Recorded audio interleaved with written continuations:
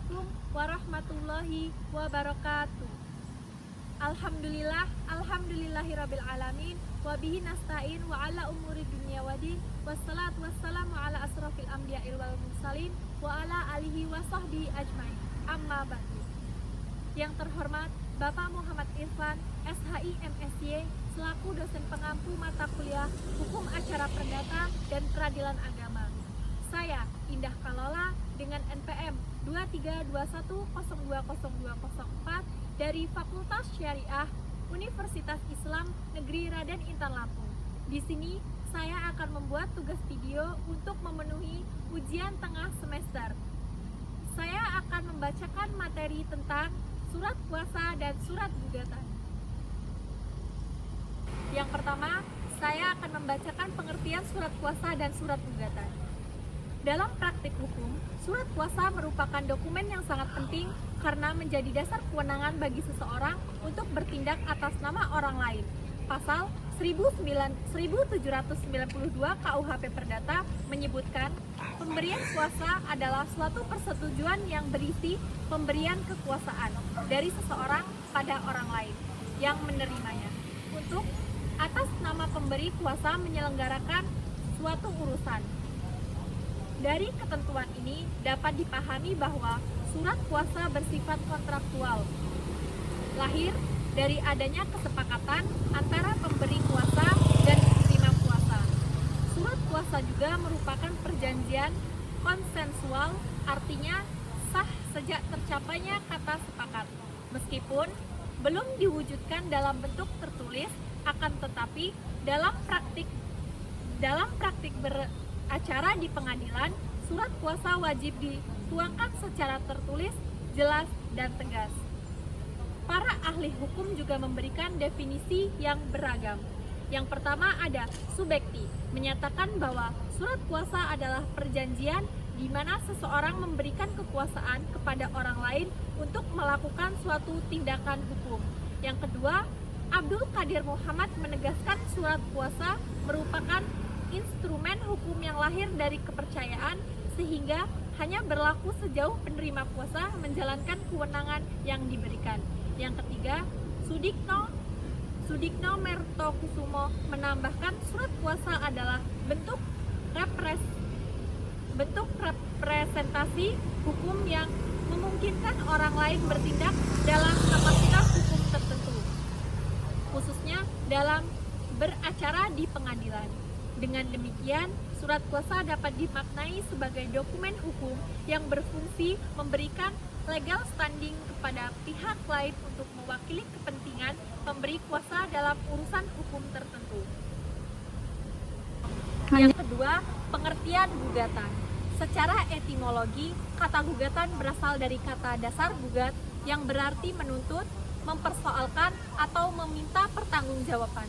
Dalam konteks hukum, gugatan adalah tindakan hukum yang diajukan oleh seseorang atau penggugat kepada pengadilan untuk menuntut hak atau kepentingan yang dianggap dilanggar oleh pihak lain atau tergugat. Gugatan merupakan pintu awal dalam proses peradilan perdata, karena tanpa adanya gugatan, hakim tidak dapat memeriksa maupun memutus suatu perkara. Hal ini sejalan dengan asas nemo judex sine extor yang berarti tidak ada hakim tanpa adanya penggugat. Dengan kata lain, pengadilan tidak dapat bertindak aktif tanpa adanya permohonan atau tuntutan dari pihak yang berkepentingan. Selanjutnya, saya akan menjelaskan tentang surat kuasa dan surat gugatan. Surat kuasa adalah dokumen yang memberikan wewenang kepada seseorang atau penerima kuasa untuk bertindak atas nama pemberi kuasa dalam hal-hal tertentu. Surat kuasa dapat digunakan dalam berbagai konteks, seperti yang pertama, mengurus masalah properti, yang kedua, menghadapi kasus hukum, yang ketiga, mengelola keuangan, dan yang keempat, mewakili dalam rapat atau pertemuan. Surat kuasa harus dibuat dengan jelas dan spesifik, serta memenuhi syarat-syarat hukum yang berlaku. Selanjutnya, ada gugatan.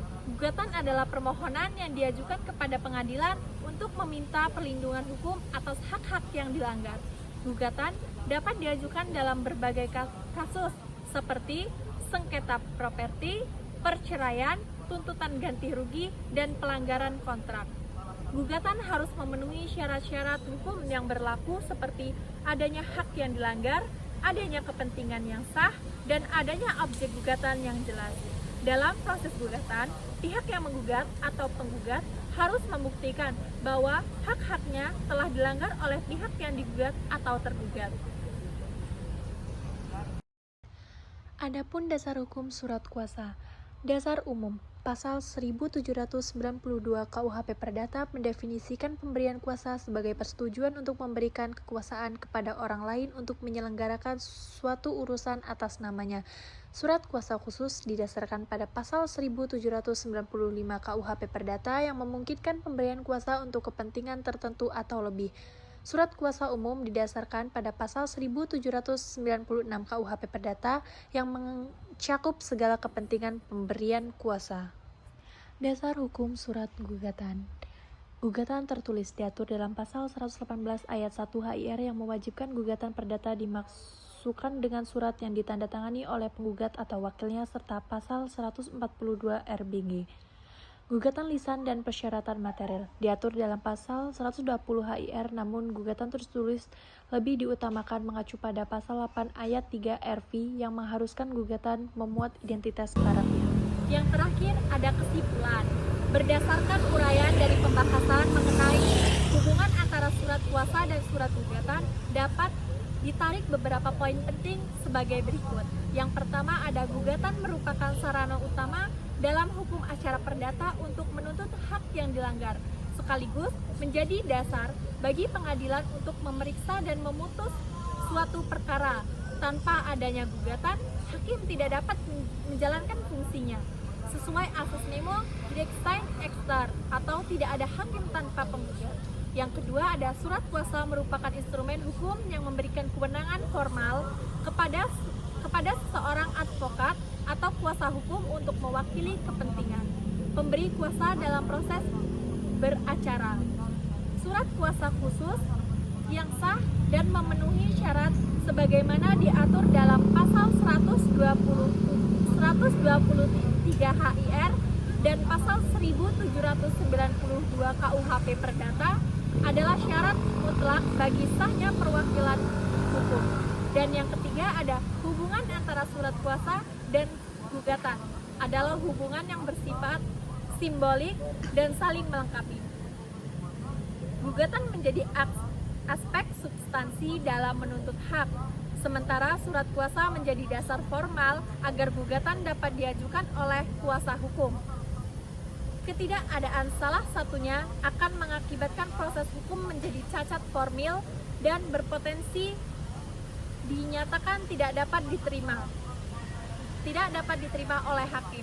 Dan yang terakhir ada keberadaan surat kuasa dalam gugatan tidak hanya memperkuat legitimasi hukum kuasa, tetapi juga mencerminkan asas kepentingan hukum, keadilan, dan perlindungan hak yang dijamin oleh Pasal 28D ayat 1 Undang-Undang Dasar 1945.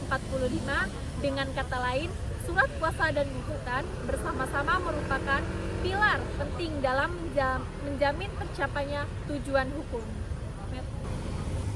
Baik, mungkin hanya itu saja yang dapat saya sampaikan. Apabila ada kata-kata yang salah, saya mohon maaf. Kepada Tuhan saya mohon ampun. Saya akhiri. Wabillahi taufiq wal hidayah. Wassalamualaikum warahmatullahi wabarakatuh.